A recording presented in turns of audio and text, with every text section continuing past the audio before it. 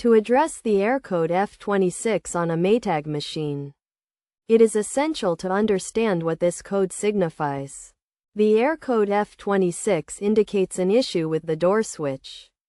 The causes of this code include a door that is not closed properly or a door that has remained closed for 3 consecutive cycles. To resolve the issue, start by resetting the washer. Turn off the unit at the circuit breaker. Wait for a minute to allow it to reset. Then plug the machine back in and start a new cycle to see if the reset resolves the issue.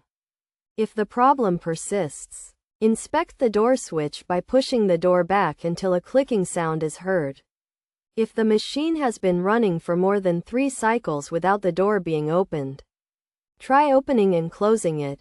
Then press the pause button and restart the cycle. If the error code continues to appear, it may be necessary to replace the door switch, a task that requires the expertise of a qualified technician to avoid causing further damage to the unit.